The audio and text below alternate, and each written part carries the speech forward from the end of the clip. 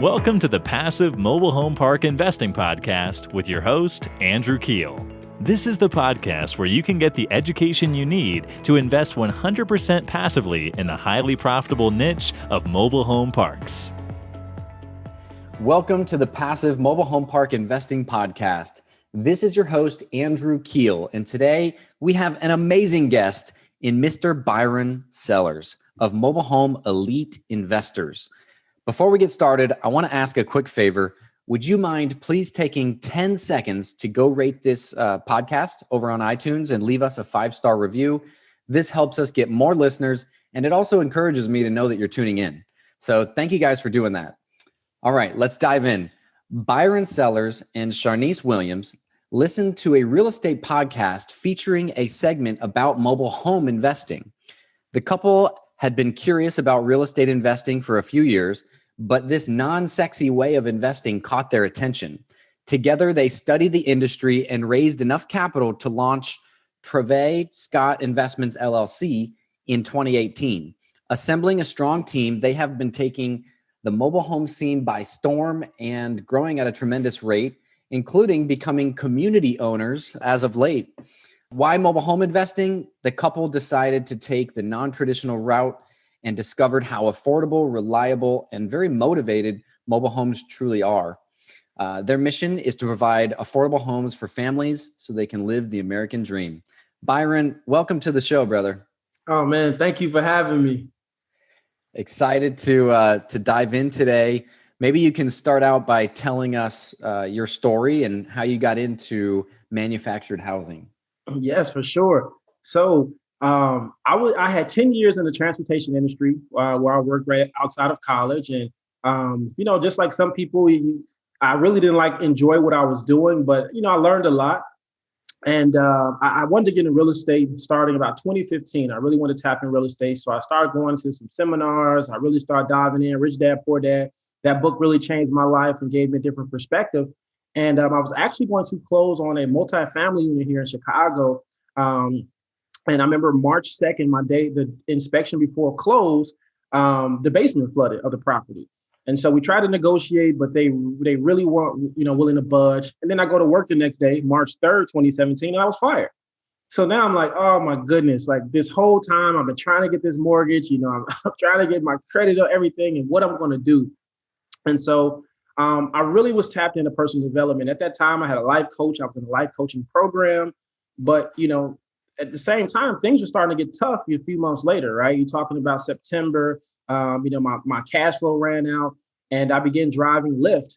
And as I was driving, I was listening to podcasts and I came across a podcast, again, about, like you talked about, mobile home investing. And it really sparked my interest. But my passengers was like, hey, can you turn that off?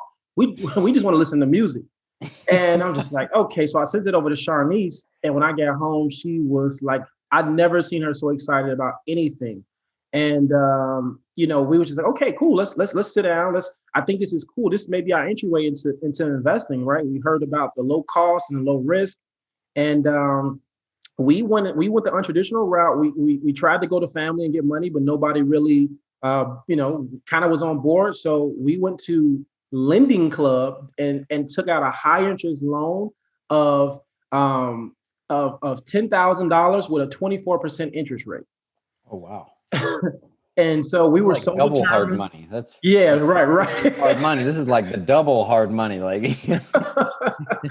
Almost shark bait, man. So, we believed in ourselves and we took that 10,000. We were able to find 2 mobile homes that we negotiated down to $4,300. We ended up putting 3,000 into one. In 45 days, we sold one for $9,500, and then the other one we sold for $10,000. And that right there was the catalyst. And we knew this is the industry that we're going to be in.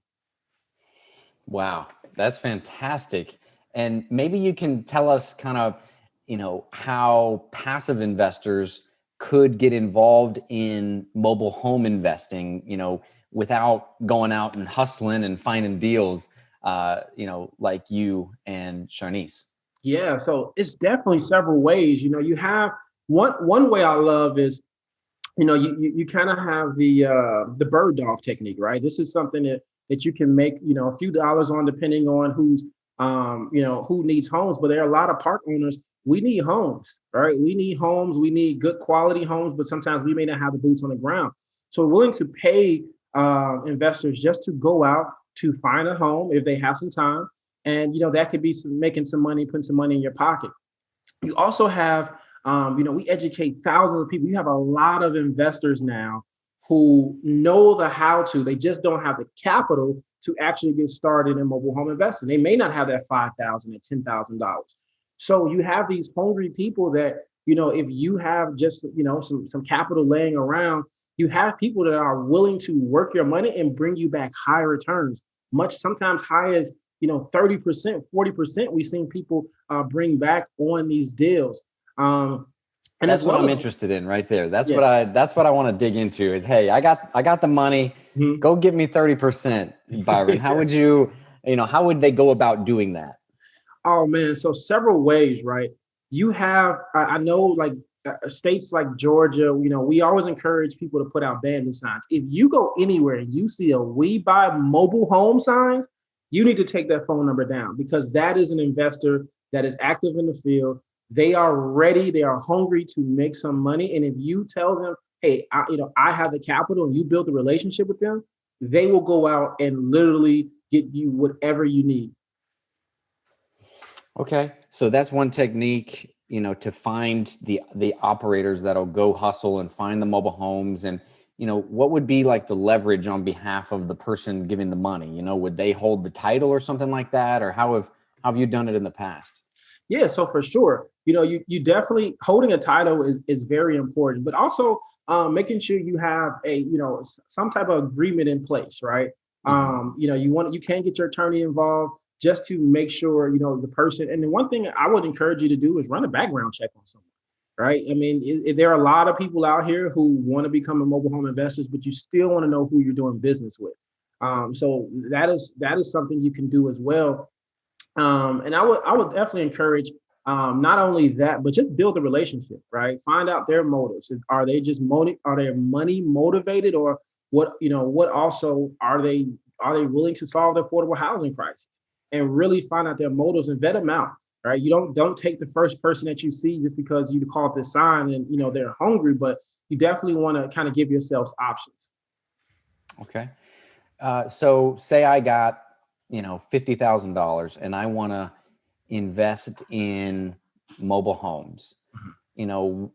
That's, from my experience, it's very difficult to deploy that much capital into mobile home investing. We're not talking about the land, just the actual mobile homes.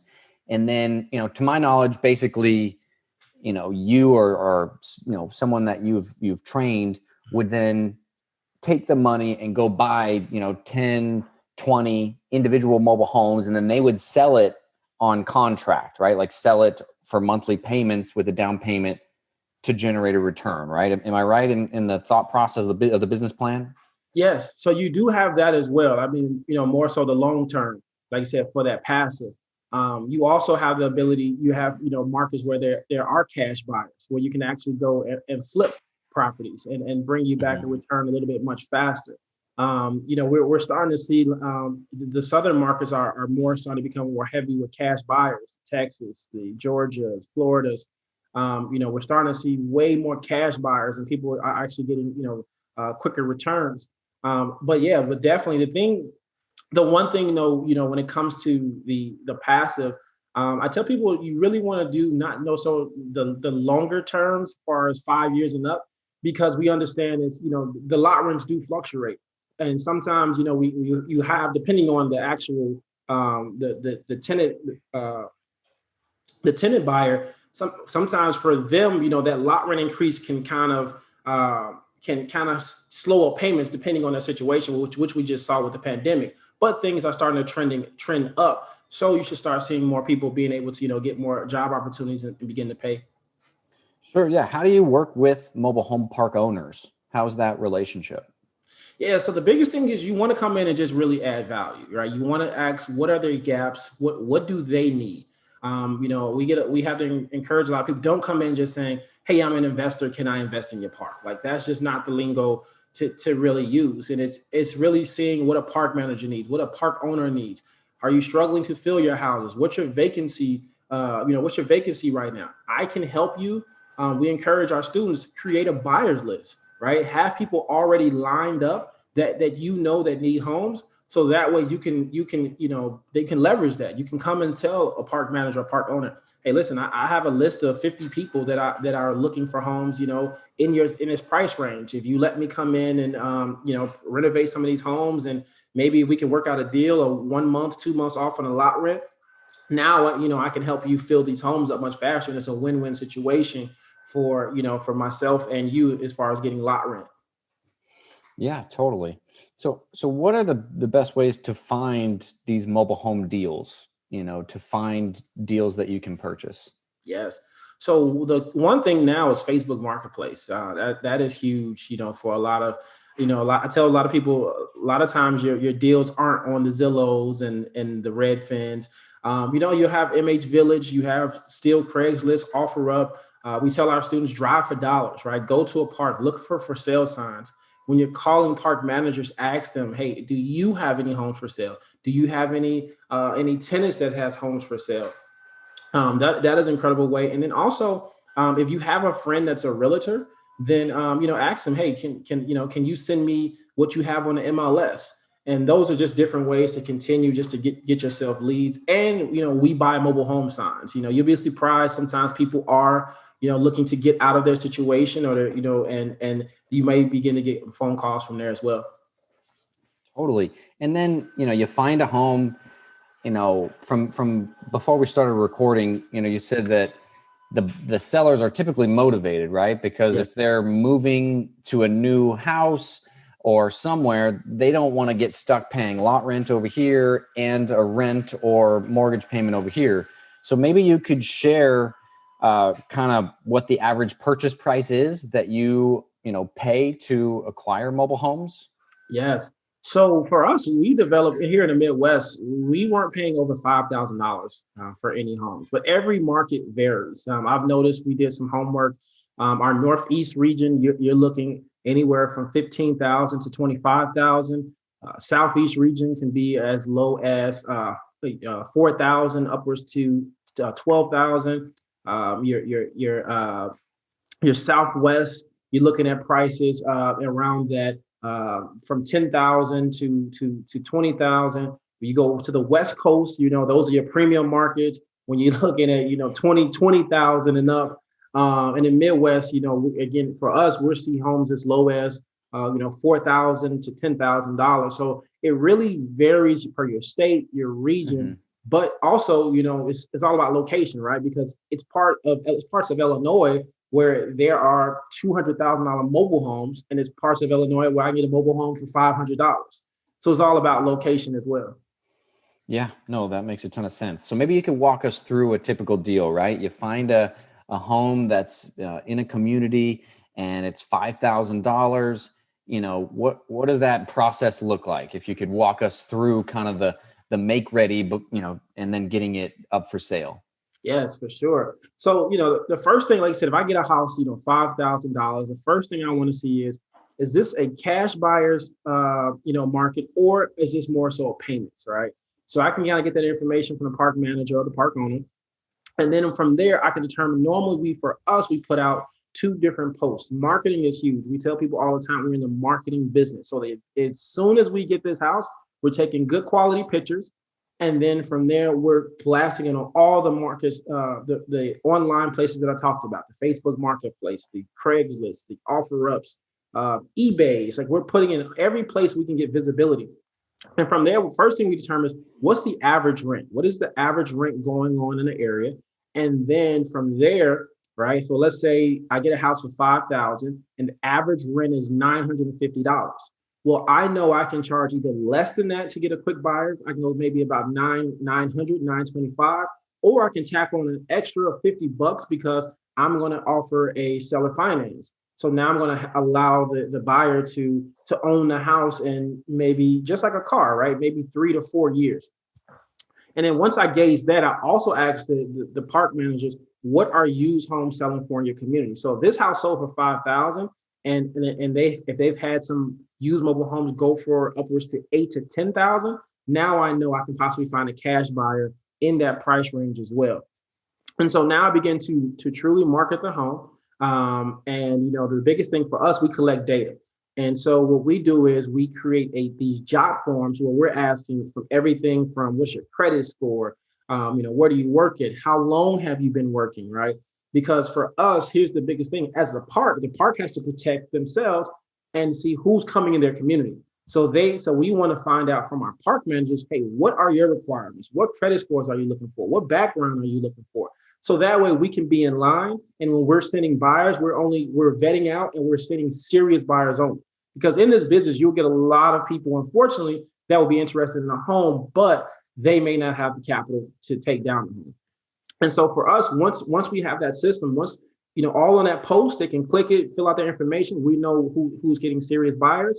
One way for what we began to do is, instead of doing open houses, we just have a lockbox. And once you fill out the information, we have your information. You'll schedule a phone call with us, and we'll allow the potential tenant buyer to go see the houses themselves on their time. And it just builds trust too. And a lot of times, once they do that, they'll ask, what's the next step? We'll email them the application for the park. And also we explain what's all included, right? So as an investor, you want to understand, what does that park offer and what is all included in the lot rent. So because you're going to get these questions, because a lot of times, sometimes this is their first purchase. And once they're ready, we explain that.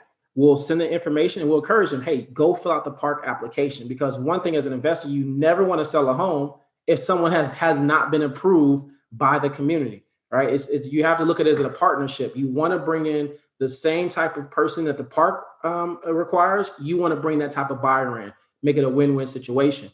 And once you have that, again, if let's say I market at 10,000, or I'm marketing on payments for $950. For example, let's say the lot rent of the park is at $400, right? Now I know that's my cash flow, right? That remaining, if I said $950, that remaining $550, that's my cash flow that I know what I can make each month for a term. We also do a non-refundable move-in fee. So whatever the final price is, we normally do 8 to 10% of that. That's what we ask for down payment, because we want to make sure we have a serious buyer. If we find the serious buyer, the buyer he gets approved by the community. Everything looks good on our end, because we run a credit and background check as well. And I'll give you guys a gem. We use a free software called cozy.co. Very simple, and you can actually collect payments on there and run background and credit checks. And once we get someone we get them approved, then we finish up the steps. We have our title.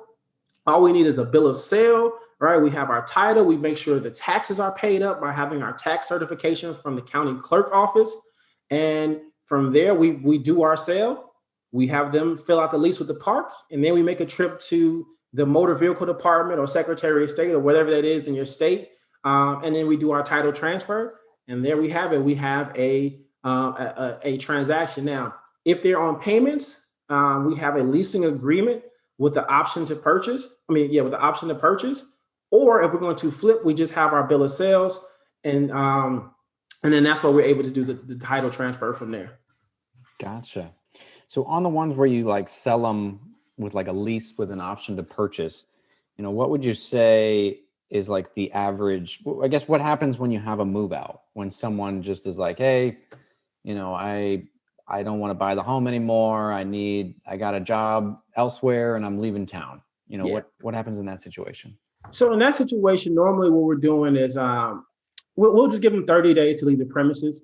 We understand that the value of the home, we're going to be able to do this again, right? And we understand the cash flow that we collected. And so, normally, I think when we first started, we were a little bit more stricter, but nowadays, again, we'll allow them to break their contract. And from there, we'll get a cooperation that we're going to begin showing the home, even while they're living there. And so that way, for us, we don't want to miss any gaps. And as soon as we put it on the market, we'll shoot it out to our list of buyers that we already had in the past, and just really work on filling that space as soon as that person moves out.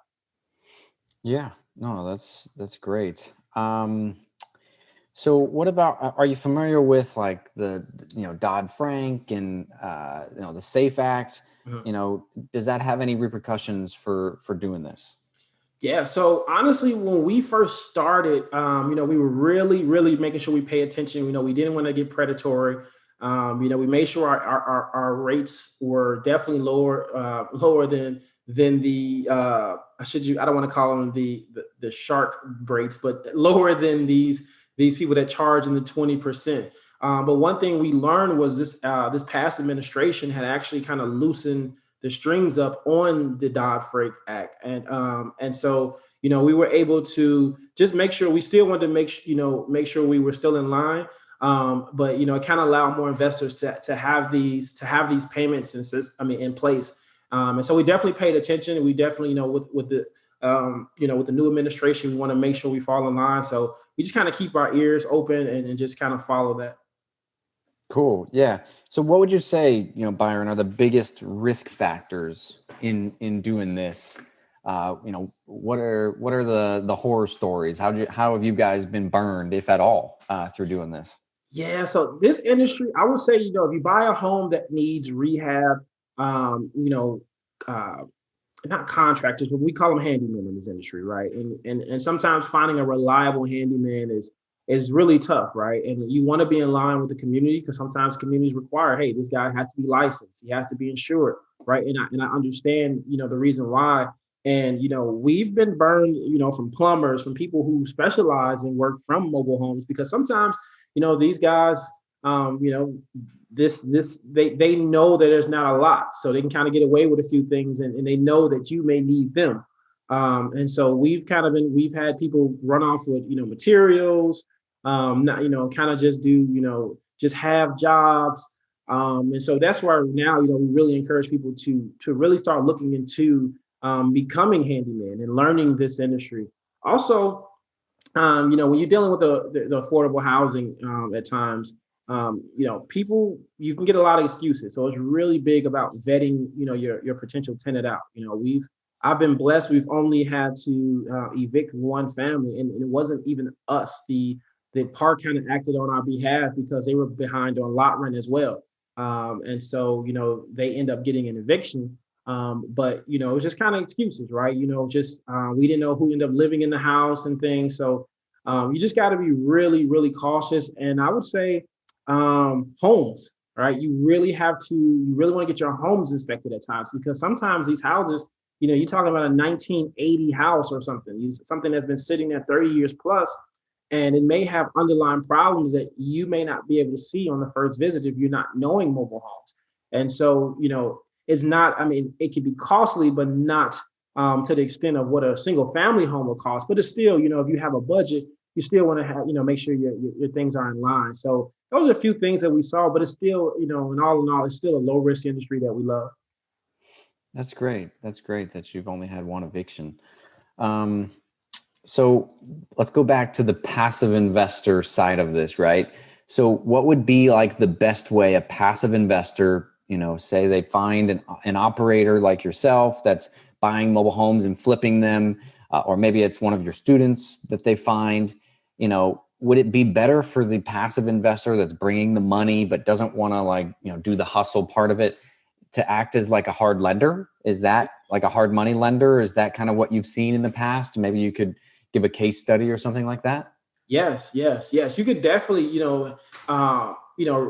at first put your percentage that you want up front, right? Versus rather than having the operator tell you what percentage that they're going to give you. So you can definitely do that as well. Because honestly, you not to say you put more pressure, but you have a more firm stance of this is what I need back. So I think that is a great way to do it. Also, I think for someone, again, just being passive, like I talked about earlier, that's just a relationship, because you can have, depending on, you can have one person or several people that are, we call it boots on the ground, for you with your money. And, I think that you can, in the terms, you can command more money than what a single family house, because of the margins that are in this, that are in this space. So, like you said, if I can say, hey, I want, 18% back on my money, and honestly, somebody can really bring you that back and still be able to be rewarded very largely on their end as well. So you definitely have those options. Wow. Let's see here. I guess, what does the perfect mobile home look like in your eyes, Byron?